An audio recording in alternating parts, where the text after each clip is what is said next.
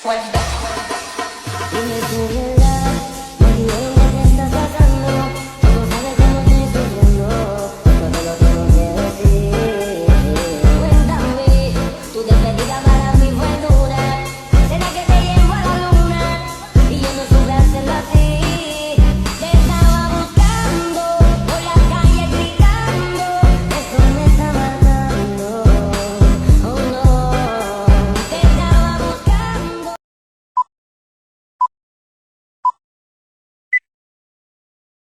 Assalamualaikum warahmatullahi wabarakatuh. Halo teman-teman semua, selamat pagi. Perkenalkan kami dari kelompok 3 dengan mata kuliah yaitu Pendidikan Pancasila, dengan saya sendiri yaitu Muhammad Syawal dan rekan kerja saya yang di samping yaitu Oki Purwito. Nur Fadila. Baik, mungkin itu saja perkenalan singkat dari kami. Sekarang kami sedang berada di lokasi di PTN Geria Holana Permai yang ada di Kota Mataram ini, teman-teman. Langsung saja kita temui pemilik PTN tersebut.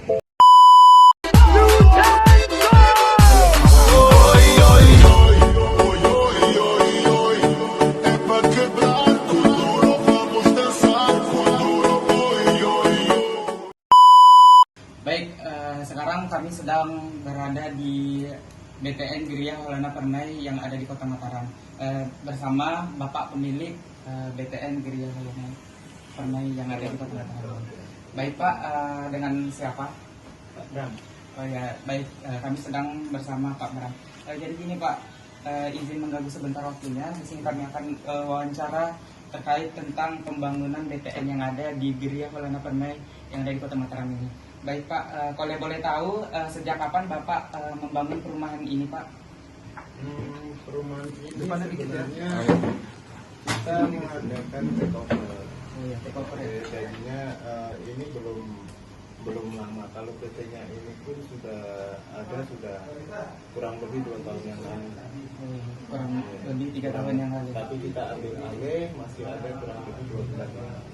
Jadi pembangunan di sini masih sebagian belum ada yang jadi Pak ya?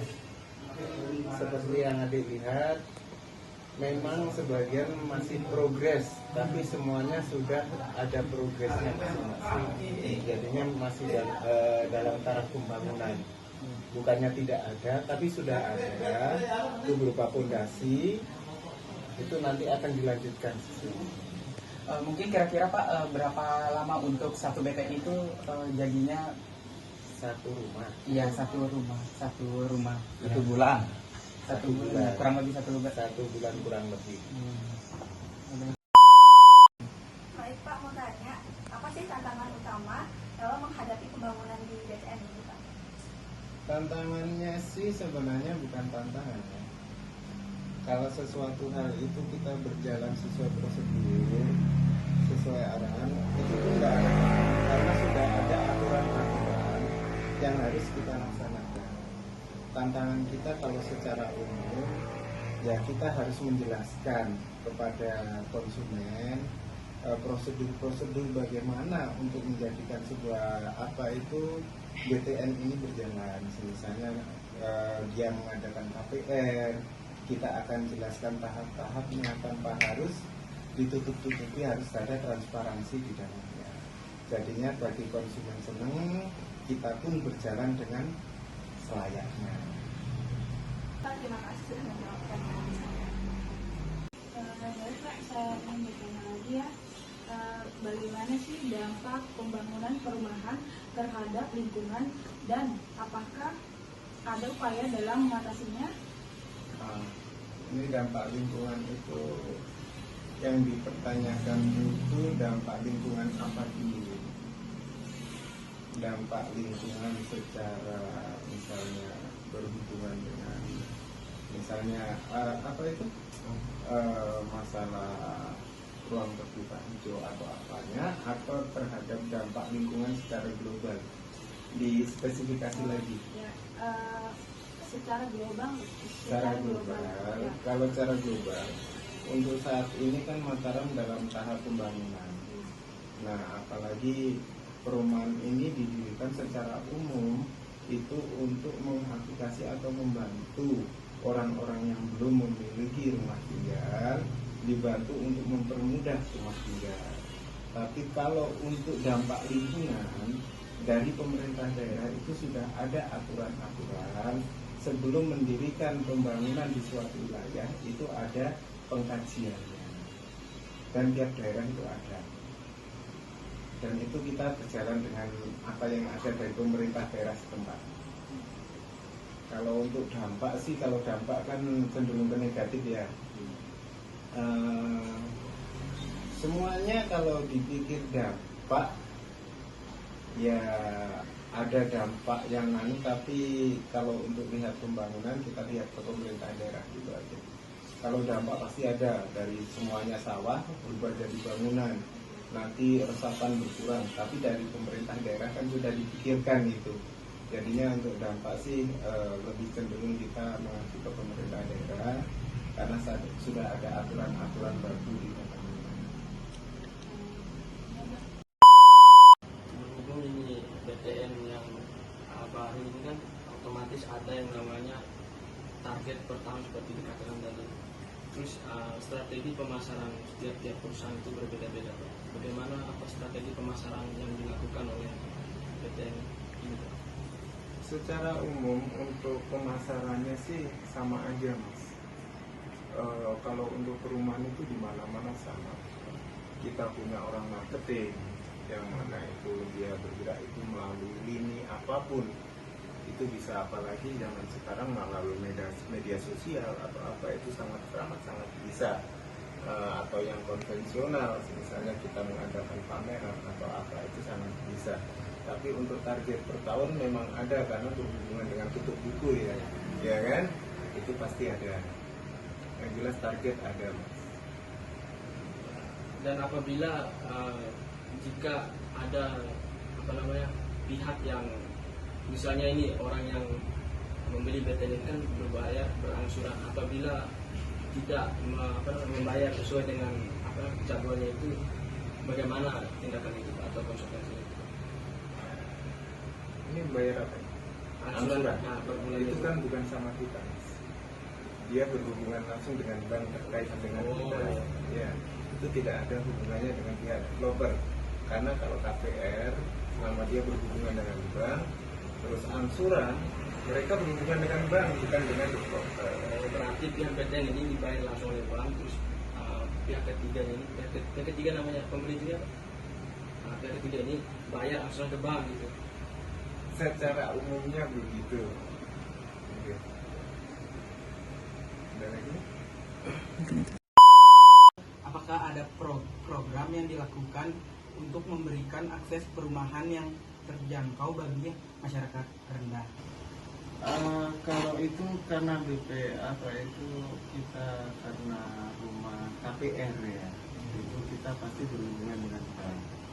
Yang mana setahu saya ini dari pemerintah itu mencanangkan untuk kalau masih berlaku, saya kurang ingat ini, 1 juta rumah untuk masyarakat tidak mampu itu masih ada lagi. Dan untuk masalah pembayarannya pun dibantu dengan bank yang kita kerjasama di dalamnya, yang mana kita bekerja sama dengan BTN, yang mana itu bank dari negara juga. Bank BTN. Bank BTN. Mungkin menanyakan tentang apakah ada rencana atau kebijakan tertentu yang fokus pada pengembangan perumahan. Kalau rencana pasti ke depan pasti ada, karena kita tidak mungkin dari habis pembangunan ini langsung berhenti kan? Karena namanya perkembangan sebuah PT atau apapun itu dilihat bagaimana dia memanajemen ini semakin bagus dan semakin berkembang. Kalau kita habis ini berhenti berarti kan tidak ada perencanaan atau kebijakan ke depannya kan? Berarti secara nggak langsung saja ada. Harusnya ada kalau dia jadi sebuah itu. Kalau misal apakah ada target pembangunan misal dalam 1 bulan berapa bisa jadi, dalam setahun berapa bisa jadi? Kalau target kita ini sebagai pelaku ekonomi mas ya, sebagai target kalau bisa jangan bilang sebulan setahun, sehari habis saya lebih suka. Semakin cepat semakin enak. Iya. Prinsip apa itu? Prinsip ekonomi ya. Iya. Nah, itu yang harus diterapkan. Sebenarnya kalau untuk target, semua target itu semakin cepat kita pembangunan atau pengurusan kita semakin bagus, itu target salah satu tujuan kita. Kalau target untuk pembangunan ini ya kalau dipatok waktu enggak sih secepatnya, itu aja kalau kita pengen. Kalau untuk laku ya sekenceng-kencengnya laku, kan begitu. Ada lagi Mas? Nah, mungkin itu saja. Terima kasih atas pembicaraan. Baik Pak, saya ingin melanjutkan bagaimana sih keterlibatan masyarakat dalam proses pembangunan perumahan ini, Pak BTN ini? Keterlibatan masyarakat sekitar. Keterlibatan masyarakat sekitar itu kita banyak mengambil SDM dari masyarakat sekitar untuk membantu pembangunan. Itu dari misalnya contoh simpel dari tukang-tukang setempat atau ahli-ahli bangunan setempat untuk membantu kami. Berarti dalam proses pembangunan ini masyarakat ini dapat mendapatkan pekerjaan gitu Pak? Kalau mendapatkan pekerjaan itu dibalikan lagi ke masyarakat. Kita cuma menawarkan. Ya, oke. Ya, Pak. Mungkin itu saja Pak, terima kasih.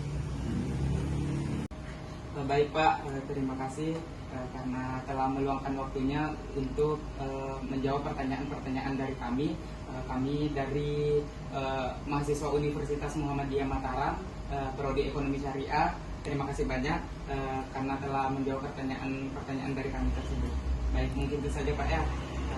Kami selanjutnya yaitu melakukan wawancara di petugas pembangunan BTN tersebut. Silakan. Izin Pak ya. Silakan. Baik, sekarang kita sedang menuju ke lokasi pembangunan untuk mewawancara tukang. Baik, di sini kita sudah bersama Bapak mandor sekaligus pengawas di pembangunan BTN Geria Halona. Baik, di sini kita akan bertanya mengenai pembangunan. Kalau untuk satu unit rumah ini berapa biaya yang harus dikeluarkan untuk membangun satu unit rumah? Oke ya, saya jawab pertanyaan ini. Untuk satu unit pembangunan di Geria Halona ini dinilaikan dengan di angka 58 juta per unit ya, dan itu berbagai macam spek ya. Ini tergantung dari tipe. Kalau ini tipe 28 ya, 28 luas tanahnya 72 nah, seperti itu. Jadi untuk pembangunan ini Pak ditargetkan berapa hari kalau untuk pembangunan?